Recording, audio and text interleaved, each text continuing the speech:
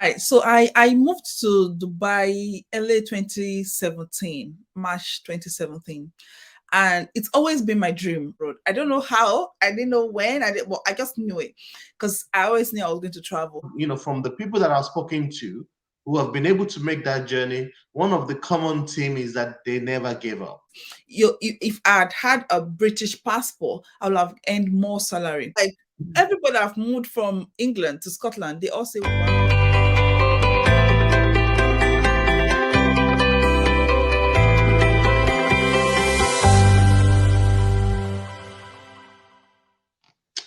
So hi guys, welcome to the channel. Today I've got a special guest. I've got a lady by the name of Gloria. She's got a lovely YouTube channel. She's got a big following on YouTube, on Instagram, TikTok. And Gloria has had a really great journey to the UK. She's from Nigeria, and she's transitioned from Nigeria to Dubai, and then from Dubai to the UK. So hi Gloria, how are you doing today? Fine, thank you. How are you? I'm great. I'm great. Really good. Gloria, before I even ask you any question, I want to find out where can people find you and what do you talk about on your channels? Right. My name is Gloria Otikor, and that's my YouTube name. I'm on Instagram as well as Gloria Otikor. I'm on TikTok, I think as Gloria Otikor as well. I'm on Facebook. I'm everywhere. And on my YouTube channel, I do originally immigration to the UK and life in the UK. But then sometimes I just diverse into other countries and a little bit of vlogs, just a few things here and there, and even some things people don't care about. I just show them anyway. Yeah, I've been on YouTube for a while now, and I just enjoy sharing my journey and how people can also have a better journey with others on my YouTube channel. That's really good. Guys, as you all know on this channel, it's all about nursing and finance. But if you want to know about those journeys that Gloria is talking about, lifestyle, how she moved to the UK, guys, go over to Gloria's channel and say, put a thumbs up there and say, Shola sent us here. So, Gloria, thanks a lot for joining me today. Thanks for having me. Thank you. So, Gloria, I know that there are lots of people in West Africa, in Africa, around the world who are looking to make a transition to either the US or to the UK. But I believe you made a first transition to Dubai. Can you tell me why you made that transition and how the whole experience was for you? Right. So I moved to Dubai early 2017, March 2017. And it's always been my dream. Like, when we're younger, you see people who are white or who are abroad, we see them as, wow, somebody very important. So it's always been one of my dreams that I knew I was going to travel abroad. I don't know how, I didn't know when, well, I just knew it because I always knew I was going to travel. So when I had the opportunity, that was beginning to 2016. Dubai was easier to access then. I had someone who knows another person, one of our colleague, my nursing colleague who was in Dubai, and she's like, do you know you can speak to her and see how it goes? So I spoke with her and she's like, yes, you can become a nurse. And then I started my process, uploaded all my documents, got a visit visa and booked my exam. Luckily, everything was easy. You do not need English exam. So it was just way easy. Did all my assessment, moved to Dubai, wrote my exam, my DHL exam, and I passed. So yes, got a letter and applied for a job. And I was practicing in Dubai as a nurse for over 2 years. Before, even between that 2 years, although the very first day I got to Dubai, I knew it was not meant for me. The very first day, like once when I entered Dubai and the house, because I sent money to the lady for my accommodation and I got there and the accommodation was like, I'm like, oh, what is this? Like the space was just like the size of your toilet. I'm like, no, no, no. Because I've got children. I had my husband. I left my husband back home with my children. I'm like, no, no, we're not here for this. I have to look for a way to leave this country. So luckily, I was working with a colleague who at the time was also preparing to move to the UK. So he encouraged me. He was the Filipino guy, and that was how I picked interest. Any other thing that at least is not Nigeria and anything that is not Dubai that time, I was ready to go. And that was how my UK journey started. And although it was a very long journey, because I shared on my journey on my YouTube channel years back how I had to attempt English exam 5 times.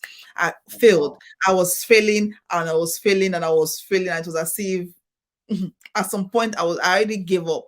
So at that point, my family were already with me in Dubai. And I'm like, okay, I will just stay here. I was already pregnant with my daughter.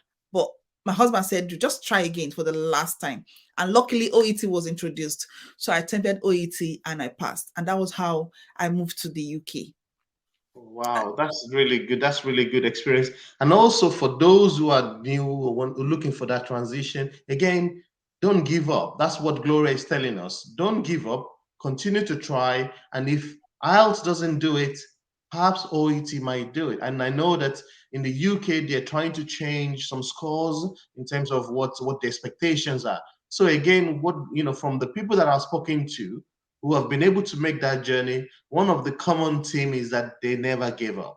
And I think Gloria is one of those success stories that Yes. indicates to us that giving up is just not an option. Yes. Okay. So how, now that you're in the UK, when you compare the working life balance in Dubai and working life balance in the UK, what are some of the differences in the way they work in Dubai and in the UK?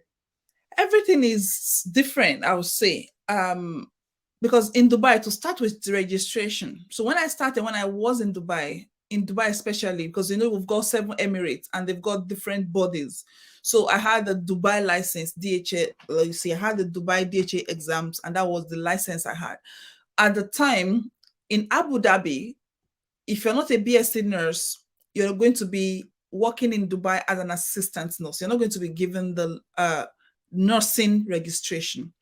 But over the years, that has also spread into the other Emirates like Dubai, where if you're not a BSc holder, you will not be given the registered nurse license. I was lucky. I'm a diploma nurse. I went to College of Nursing. I'm currently doing my top up BSc nursing. So I didn't have my BSc when I was in Dubai, but I had the registered nurse license because at the time, as long as you can prove with your transcript that you've covered those topics, you were seen or licensed and you've passed all the exams, you are still going to be licensed as a registered nurse. But it's changed over the years. And compared to the UK, where if you're either a diploma nurse, BSc nurse, you're even masters, you're still going to start as a band 5. So you're still recognized as a registered nurse. So that's one big difference. And then when it comes to payment, salary, I still have a Nigeria passport. So, the truth is we've been treated differently. So the salary I was on was based on being that I'm an African, no matter what your qualification is. If I had had a British passport, I would have earned more salary. So when it comes to the salary, and of course the currency, I make way more money here in the UK than I made in Dubai. But if I should go back to Dubai with a British passport, I'm sorry, that's the truth, but it's happening, that's the truth. If I should go back to Dubai with a British passport, I'll be treated as an expatriate and I'll be paid as such. But notwithstanding, the salary is still way better than what I was earning back in Nigeria. And then when it comes to nursing practice, the rules in the UK are more. There's more of, you have to be careful to do this, you don't want to do that. You're on the, I don't know, it's just strict. It's more strict compared to practicing in Dubai as a nurse. And in Dubai as a nurse, there's more diversity because 97% of the population in Dubai are immigrants. They're all foreigners. So you get to meet so many people with, so many different background, and you meet so many people. Unlike in the UK where most of the population are from here. So you have that little bit of diversity. And then when it comes to community and environment, generally, Dubai is extremely advanced. Like, so many things are more of the equipment, the machines are way advanced. Like, I would dialyze the patient at home. We have a dialysis machine that I just take to the house of the patient and I dialyze them. Unlike in the UK where they have to come to the hospital. So the advancements when it comes to technology in Dubai and even the environment generally is way advanced than the UK. So generally for me, for me personally, I have young children. At the time I was pregnant with my last born, she's just 3. So I didn't want to raise my children in such environment. UK is more family friendly, more chilled, more relaxed, where you have gardens, you have play parks, you can like raise your children and more calm than Dubai is. So, and that was one of the main reasons why we had to leave Dubai. But if you want to start, like I said, wherever is better than where you are, is better than where you are. Just move there. So Dubai, if I wasn't, I believe if I didn't go to Dubai, I don't know if I would be in the UK now. Number one, I didn't have the information, because when I was moving to Dubai, it was just one lady who I knew that was talking about the UK on YouTube. Nobody, they were not sharing, nobody was sharing the information. So I never knew. I wouldn't have met that guy who introduced me to the UK. That's one. Two, all the money I was using to write the English exams, I might not have been able to afford it, or maybe I'll just feel it was too expensive. But it was easy for me to do exam 5 times, because I was earning the money and it was just going to do the exams. So if Dubai was like a stepping stone, and Dubai is way easy to access. Before now, even if you don't have any professional qualification, all you need was just your 3 months visa. In fact, if you apply for your visit visa to Dubai today, you get it the next day or even the same day. It was that easy. Unlike now that everything is now strict, because of the what is going on. Before, you can just easily move to Dubai, take your exam, and from there you can transition to Canada, to the US easier, because then you have more information, more finance, and more access to even internet, to even browse and do everything. Yeah, so Oh, Dubai is a stepping stone. Is If you want to start, you can start from there. that's really good. And from what you've said to me, it appears that taking baby steps is better than taking those giant Yeah. steps. So I think my next question was going to be, do you think that Dubai helped you to get to the UK? But from what you've said, yes, it did. And like you were saying, you were earning that juicy tax-free money, That's and you free. were able to use that money to actually take you to the next place. You've got Yes. 24-hour internet, good speed, advancing technology. And when you move down here, when you're doing your all skills and stuff, I'm sure that working in Dubai is really giving you that knowledge of the up-to-date technology and everything. So that's really good. It did help me, because moving from Nigeria to the UK would have been a big shock. But then I transitioned to Dubai, where I met so many nationalities, different. I then began to know that there's more to life than just Nigeria. You see, so I transitioned gradually, and it has really helped me to like settle well into the UK system. One of the things that I picked up earlier on was that you actually live in Scotland.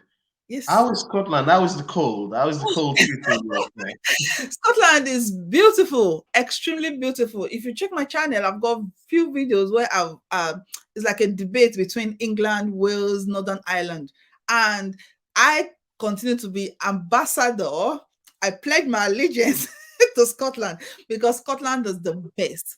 Scotland have the best people, friendly, like friendly, beautiful places. It's cold. I know it's cold, but you get used to it. Even like when we went down is it 2 years ago with my children, we went down to England. My children were complaining that England was too hot, because we are used to the cold. It's Yeah. colder, it's darker, I guess darker easily here, and it's more wet. But Yeah. generally speaking, Scotland is the best. Well, that's really good. And I know that for people who are migrating, back in the days, Scotland has always been a better place than England in terms of, I think back in the days, if you go to university and you get a post-study work visa, in England it's 2 years. I think in Scotland it's 4 years. Scotland is always more, you get more, you know. I don't know if that's still the case, but I know. I may not be able to say that, but can I tell you the juiciest part of Scotland? And Tell me the juice. Give me all the juice, the up-to-date that's juice. hook. That's the hook I used to get people to divert them to Scotland. Do you know, once you finish your primary, your secondary is free. Mhm. If you've lived in Scotland continuously for 3 years before you apply for your university for your first degree, do you know that is free of charge? There you go. Like I said, Scotland, there's so much more benefit in Scotland. Either studying there, living there, it appears that there's a lot more benefit. I don't know why you guys are doing this to No, us. we're just good. We're just good. Lovely people. Like everybody I've moved from England to Scotland, they all say, wow, lovely people.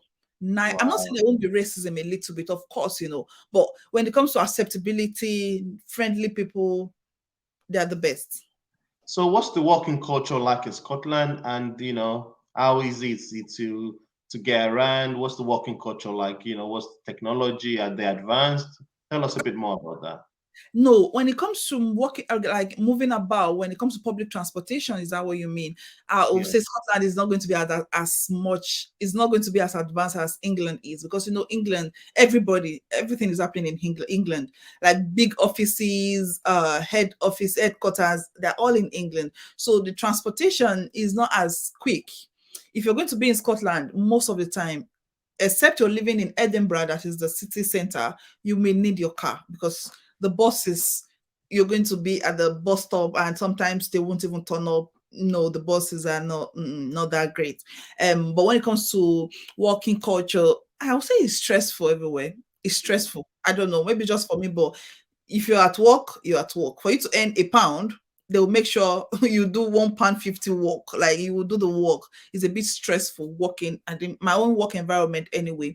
But I don't know. I think it's going to be the same everywhere. But at the end Yeah, of any Western country is just going to be very it, fast paced, it's very fast. very fast. A lot of demand. So you spoke about dialysis, and tell us about what you're doing currently in Scotland. What you're doing for work, what your day to day work entails. Oh, okay. So when I moved to the UK, generally, our head office then was in England. So I was only in England for a few weeks. But then since then, after 2 weeks, I've been in Scotland. I started in a care home of course, as a pre-registered nurse. When you come and then you take your OSCE and then you do everything. I transitioned, then became a nurse in that same care home, and then moved to another care home.